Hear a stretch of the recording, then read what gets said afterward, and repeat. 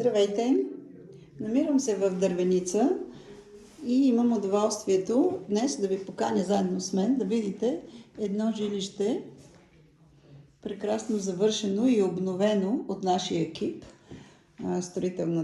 строителния ни департамент, който си свърши прекрасно работата, и жилището се намира, както казах, в Дървеница, в ЕПК, което е построено 90-те години, мисля, че беше около 92 година. Сега се намирам в кухнята. Вижте, това е камък. Всичките шкафове се отварят и затварят с плавния механизъм за плавно затваряне. Това е една голяма мивка за удобство. Тук имаме прозорец. Наблягам на кухнята, защото е наистина много, много добре изпълнена. Сградата е санирана, радиаторите са сменени с нагреватели. Самото жилище е доста топло. Ето и кухнята от тук. Много елегантна маса, която пасва. Ще ви покажа и гледката. Това е южно изложение. Тук се вижда един голям парк, слава Богу. Има разстояние между сградите. И сега ще ви разведа по стаите.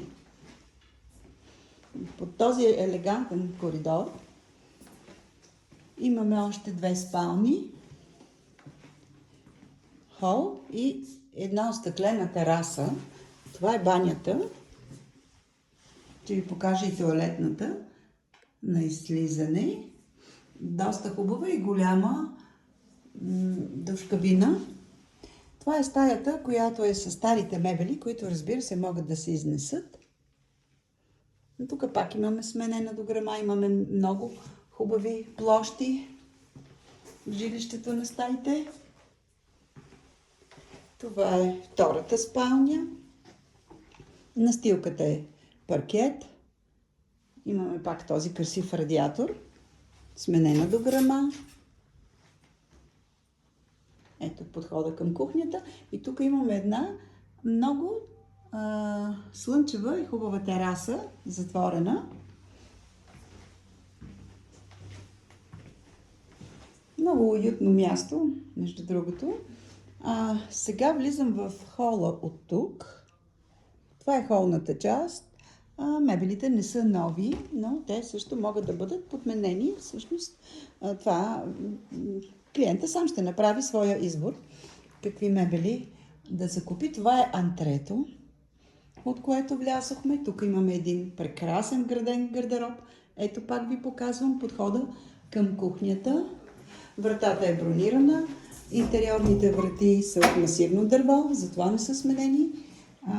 И тук имаме една тоалетна, в която се побра и пералнята с сушилня. Заповядайте на оглед. Етажа е 6. Апартаментът е вътрешен, топъл и удоволствие за мен да завърша тук в тази прекрасна кухня. Ще ви очакваме. Клиентите на София Investments винаги остават доволни от нашите услуги. Надявам се пак да е така. До скоро!